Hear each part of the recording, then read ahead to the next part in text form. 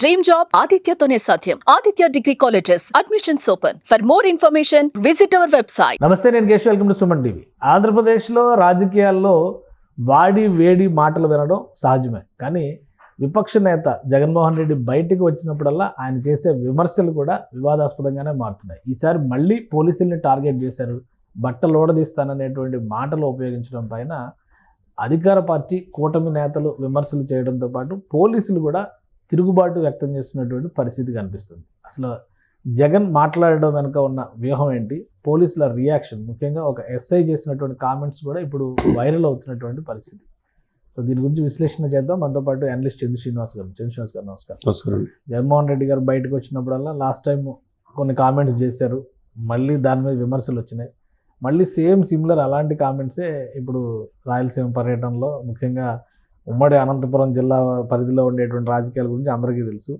So ఇటీవల జరిగినటువంటి ఒక హత్యోదంతం, ఇది రాజకీయ హత్య అనేటువంటి ఆరోపణ, ఫైనల్గా పోలీసులు టార్గెట్ చేయడం, అసలు సెక్యూరిటీ విషయంలో కూడా పోలీసులు ఫెయిల్ అయ్యారనేటువంటి ఆరోపణలు చేయడం, ఎలా చూడాలి ఇదంతా? అంటే ఇక్కడ అదే పోలీసులు ఇంక 5 సంవత్సరాల శిక్షణ రక్షించారుగా. దాదాపుగా పోలీసులకి ఆయన సిబ్బందికి ఆయన ఖర్చు చాలా చూపించారు ఈ ప్రభుత్వం వచ్చిన తర్వాత. మరి ఆ పోలీసులు ఈయన రక్షించినప్పుడు అదే పోలీసుల్ని ఆ డ్రెస్నికి విలువకుండా, ఆ స్టార్స్కి గౌరవించకుండా అలా అనాలోచితంగా మాట్లాడటం అనేది కేశవ్ గారు అది మంచి పద్ధతి కాదు. ఎందుకంటే గతంలో ఏం చెప్పాడు, సప్త సముద్రాలు దాటినా తీసుకొస్తున్నాడు.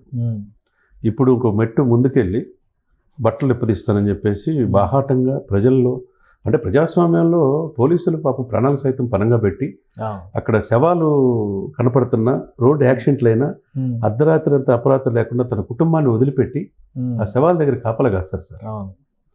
అంటే వాళ్ళకి 24 hours ఆన్ డ్యూటీ, భార్య పిల్లలను కూడా వదిలిపెట్టి. అటువంటి పోలీసులని, వాళ్ళ ఉద్యోగాన్ని, వాళ్ళ నైతిక ధైర్యాన్ని దెబ్బతీసే విధంగా ఆయన మాట్లాడటం అనేది అది విఘ్నత కాదు. ఎందుకంటే ఒక ముఖ్యమంత్రి కుమారుడు, ఈయన ముఖ్యమంత్రిగా చేశాడు 5 సంవత్సరాలు. యంత్రాంగం వ్యవస్థ మొత్తాన్ని నడిపించిన వ్యక్తి కదా. మరి ఆ టైంలో అది అన్నీ తెలిసి కూడా పోలీసు వ్యవస్థని కించపరిచినట్టుగా మాట్లాడితే ఆయన ఒక ఎస్ఐ ఆవేదన వ్యక్తం చేయడం తప్పేం లేదు. రామగిరి ఎస్ఐ సుధాకర్ ఆయన చెప్పిన మాటలో, నువ్వు ఇస్తే డ్రెస్ ఏమైనా వేసుకున్నావా అన్నాడు. నిజమే, లక్షలాది మందిలో పోటీ పడుతుంటారు పరీక్షల్లోనే కదా, దాంట్లో వేలాది మంది సెలెక్ట్ అవుతారు. 100 మీటర్ రన్నింగ్ చేయాలంటేనే వీళ్ళు చేయలేని పరిస్థితి. రాజకీయ నాయకులు ఎవరైనా చేయగలరా? 100 metre running, long jump, high jump ఏమైనా దొక్కగలరా? మరి అటువంటిది హైట్ ఏమన్నా ఉంటే కదా. అంటే తర్వాత చెస్ట్ కూడా కొలతలు తగ్గట్టు ఉండాలి కదా. అంటే వాళ్ళు దేశం కోసం, ఈ రాష్ట్రం కోసం, ప్రజల కోసం పరిరక్షించాలనే ఉద్దేశంతో అర్ధరాత్రి అపరాత్రి 24 hours ఆ డ్యూటీలో పనిచేసేవాళ్ళు. ఆ డ్రెస్ కోసమే కలలు కానీ ఉద్యోగాలు సంపాదించేవాళ్ళు. వాళ్ళని నైతిక ధైర్యాన్ని దెబ్బతీసే విధంగా మాట్లాడితే ఇప్పుడు ఆయన అన్నదానికి సమాధానం ఏం చెప్తాడు? వాళ్ళ క్యాప్ అయినా తీయగలరా? పోలీసు ఒక కానిస్టేబుల్ క్యాప్ తీస్తే నేరం. కానీ ఒకటంటే, ఒక విషయం ఏంటంటే, ఇప్పుడు జగన్మోహన్ రెడ్డి గారు కానీ వైసీపీ నాయకులు కానీ చెప్తున్న మాట, ఏకపక్షంగా పోలీసు వ్యవస్థ అంతా కూడా కూటమి నాయకత్వానికి కొమ్ము కాస్తుంది. ఇప్పుడు జగన్మోహన్ రెడ్డి గారి పర్యటనకి కనీస భద్రత కల్పించలేదు. ఆయన హెలికాప్టర్కి విండ్షీల్డ్ పగిలిపోయేంత స్థాయిలో అక్కడ తోపులాట్లో ఘర్షణలు, అంటే ఘర్షణ మీన్స్ అది ఎవరు చేశారు, తోపులాట్లో జరిగిందంటే తర్వాత, బట్ అయితే విండ్షీల్డ్ పగిలిపోయింది. సో ఇలాంటివన్నీ కూడా వాళ్ళు ఒక రీజన్గా చెప్తున్నారు. ఒక విపక్ష నేతకి ఇచ్చేటువంటి కనీస భద్రత కూడా కల్పించట్లేదు అంటున్నారు. ఎలా ఉంటుందండి? ఇప్పుడు ఆయన ఉన్నప్పుడు 5 సంవత్సరాలు పరదాలు కట్టారు, 100 సంవత్సరాలు 50 సంవత్సరాలు చెట్లు కూడా కొట్టేశారు. ఇప్పుడు కూడా అలా పరదాలు కట్టి తీసుకెళ్ళాలి అంటే అది లేదనే, పరదాలు తీసేయండి అని చెప్పి చంద్రబాబు నాయుడు గారు ఫస్ట్ రోజు చెప్పాడు. ఇంకా మీరు మారపోతే నేను మారుతానని అన్నాడు. అంటే శుతిమెత్తంగా ఆ రోజు చెప్పడం జరిగింది. కాబట్టి ఇప్పుడు బాహటంగా ప్రజల తరపున మీరు కాదు అనుకున్నప్పుడు, 11 సీట్లకు పరిమితం అయినప్పుడు, మీరు ప్రైవేట్ సైన్యం ఉంటుంది, ప్రైవేట్ సెక్యూరిటీ కూడా మీకు ఉంటుంది. ఆ పాయింట్ ఆఫ్ వ్యూలో ఎవరు కావాలని నేను చేయరు కదా. ఇక్కడ చేస్తానికి పోలీసులనే, అంటే పోలీసులు ఇప్పుడు రాజకీయ పార్టీలు 5 సంవత్సరాల్లో ప్రజలు మెప్పుగా పరిపాలిస్తే మళ్ళీ ఇంకో 5 సంవత్సరాలు ప్రజలు గెలిపిస్తారు. లేకపోతే వీళ్ళు ఉండేది ఇప్పుడు 55 సంవత్సరాలు 60 సంవత్సరాల వరకు వీళ్ళు ఏ ప్రభుత్వాలు వచ్చినా పోయినా కానీ పోలీసులు ఉండాల్సిందే కదా. పోలీసులు అంతే కదా, బ్యూరోక్రాటిక్ సిస్టంలో భాగం కదా పోలీసు. అంతే కదా సార్. ఆ వ్యవస్థలు, పోలీసు వ్యవస్థ కూడా లేకపోతే కనీసం ఇప్పుడు 500 మందిపై ఒక కానిస్టేబుల్ ఉంటాడు. అందరిని రక్షించాల్సిన బాధ్యత ఆయనకే ఉంటుంది కదా. మరి ఎస్ఐ ఉంటాడు, స్టేషన్ హౌస్ ఆఫీసర్ ఉంటారు, సిఏలు, డిఎస్పీలు, ఏఎస్పీలు, ఎస్పీలు, జిల్లా యంత్రాంగం, పోలీసులు లేకపోతే లా అండ్ ఆర్డర్ ఎలా ఉంటుంది సార్? ఇప్పుడు కావాలని ఇప్పుడు ఏమి వాళ్ళు చేసే ఇది ఉండదు. కాకపోతే ఆ హైరార్కీ పాయింట్ ఆఫ్ వ్యూ విచారించి కొద్దిగా లేట్ అయ్యే కావచ్చు, విచారణలో లేట్ అయితే మాకు సహకరించలేదని చెప్పి అనుకోవచ్చు. అదే సమయంలో మీ 5 సంవత్సరాల్లో ఎన్ని అరాచకాలు జరిగినాయి అనేది అది కూడా తెలిసిన అంశమే కదా.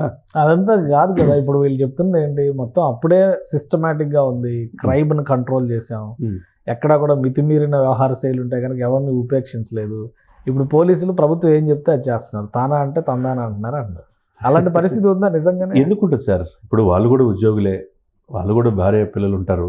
ఇప్పుడు పక్షపాతంగా చేయాలనుకుంటే ఇప్పుడు అంతకుముందు 15 మంది ఐపీఎస్ ఆఫీసర్లు గత 5 సంవత్సరాలు పనిచేసిన వాళ్ళలో కొంతమంది సస్పెండ్ అయ్యారు, మళ్ళీ 6 సంవత్సరాలు ఎలక్షన్స్ చేశారు, కోర్టుకు వెళ్ళారు. జత్వాని కేసులు ఏమైనాయో ఇంటెలిజెన్స్ ఆయన సీతారామయ్యలతో పాటు మిగతా ఎస్పీలు మనం చూసాం. సీనియర్ ఆఫీసర్స్ వాళ్ళ ఆఫీసర్స్ అంతా మీరు చెప్పినట్టు చెప్పబట్టే కదా వాళ్ళు బలైపోయింది.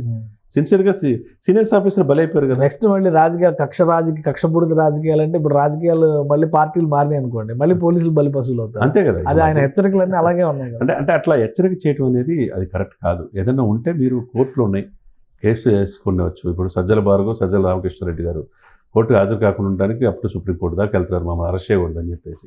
ఆ సిచ్యువేషన్స్లో మీ కోర్టులో ఉంది, ఫలానా పోలీసు మీద మీకు ఆరోపణలు ఉన్నాయి, లా అండ్ ఆర్డర్ మనం కరెక్ట్గా పనిచేయట్లా, అధికార పక్షానికి కొమ్ము కాస్తున్నారు అని అనుకోండి, వాళ్ళ మీద మీరు ప్రైవేట్ కేసు వేయండి. పర్సనల్గా తీసుకుంటే విమర్శలు చేస్తున్నారు అనుకోవాలి. అంతే కదండి. ఇది ఏంటంటే ఒక రకంగా క్యాడర్కి ఉన్నవాళ్ళు ఏంటంటే జిల్లాలు ఇప్పుడు 9 జిల్లాలు 0 అయిపోయినాయి, మిగతా జిల్లాల వాళ్ళంతా జనసేన వైపు టీడీపీ వైపు వెళ్ళిపోతున్నారు. సో ఉన్న అత్యంత నమ్మకమైన వ్యక్తులే ఆయన వదిలిపెట్టి వెళ్ళిపోతున్న ఈ సమయంలో ఓ రకమైన అంటే ఫ్రస్ట్రేషన్ అనుకోవాలా, ఏదనుకోవాలా, లేకపోతే నాయకుడు ప్రజల్లో ఉండలేదని బాధ అనుకోవాలా, ఏదైనా కేడర్ను కాపాడుకోవాలన్న ఆ ధైర్యాన్ని నూరిపోసే విధంగా అయినా ఉండాలి. ఏదైనా కానీ అట్లా మాట్లాడటం అంటే సభ్య సమాజం. ఇప్పుడు పవన్ కళ్యాణ్ గారి పట్ల ఎన్ని విమర్శించారో ఆయనకి తెలుసు, ఏ రోజు కూడా టెంప్ట్ అవ్వాలి. ఆయన రాజకీయాలు ఈ మావులే ఇవన్నీ తెలిసే వచ్చానని చెప్పన్నాడు. నన్ను తిడితే మీరు ఎవరు స్పందించొద్దని కేటర్గా చెప్పాడు. మరి అదే సమయంలో నాయకుడిగా మీరు 4 పిల్లలని చెప్పేసి 4 కార్లు మార్చినట్టు మార్చారు అన్నా కానీ ఎక్కడ ఎమోషనల్ ఇన్బ్యాలెన్స్ అవ్వాలా. మీరు ఇప్పుడు ఏమవుతున్నారు, చివరికి ఫ్రస్ట్రేషన్ అనుకోవాలా. ఆ ఫ్రస్ట్రేషన్తో భాగంగా కేడర్కి డిమోరలైజేషన్ కాకుండా ఒక ధైర్యాన్ని కల్పించడానికే ఇలా మాట్లాడారు. కేడర్లో ఉత్సాహం నింపడం కోసం చేస్తున్న వ్యాఖ్యలుగా చూడాలి. అదే తప్పితే ఇక్కడ వేరే విధంగా లేదు.